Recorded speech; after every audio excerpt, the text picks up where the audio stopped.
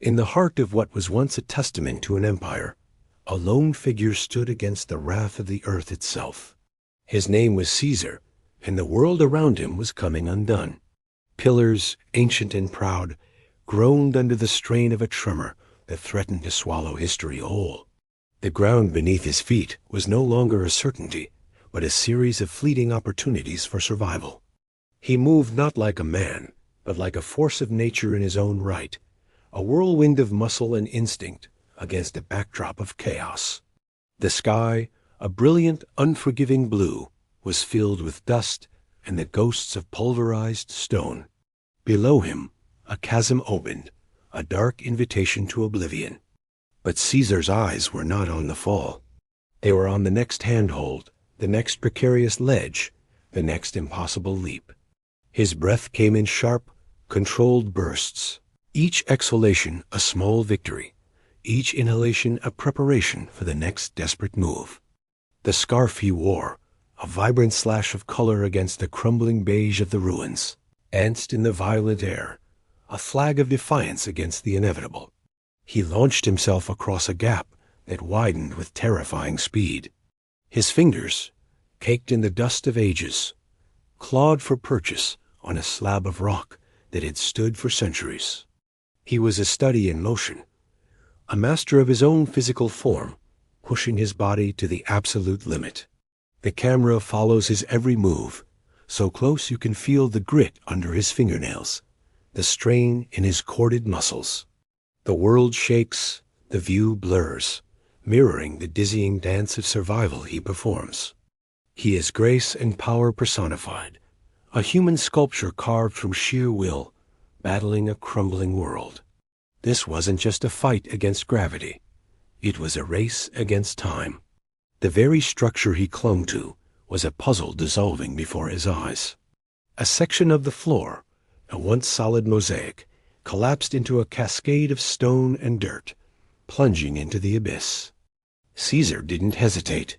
He pivoted, using the momentum of the collapse to swing himself upwards, his boots finding a momentary anchor on the side of a falling column.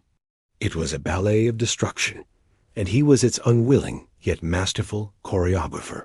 His focus was absolute, a pinpoint of clarity in a universe of noise and collapse. The roar of the earthquake was a constant companion, the sound of the world tearing itself apart, but in his mind there was only the next move. He scrambled up a disintegrating archway, loose stones clattering away from his grasp. For a moment he was silhouetted against the sun, a heroic figure framed by dust and light. But the respite was brief. The keystone of the arch cracked, a spiderweb of fissures spreading in an instant. The entire structure groaned its last breath. Caesar had to jump. It wasn't a choice. It was the only option left. He gathered himself, muscles coiling like powerful springs, his gaze fixed on a ledge across a chasm that was now a yawning mouth, impossibly wide. The air was thick with the scent of broken earth and ancient dust.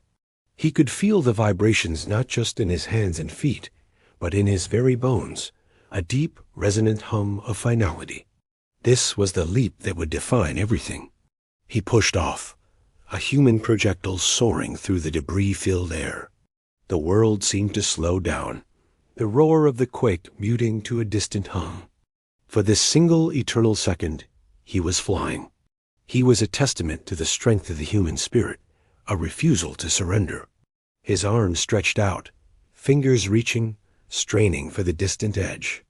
The drop below was a swirling vortex of shadow and doom, but his eyes never left the prize, the solid ground that meant life. His fingertips brushed the stone. A flicker of hope. He dug them in, his muscles screaming with the effort of arresting his momentum. The rock was solid. He had made it. But the world was not done with him. A sickening crack echoed, louder than the earthquake itself.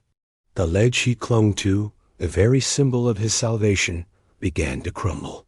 It fractured, turning to sand and dust in his very grip. The solid ground he had fought so desperately for betrayed him at the very last moment. As he began to fall, time froze once more.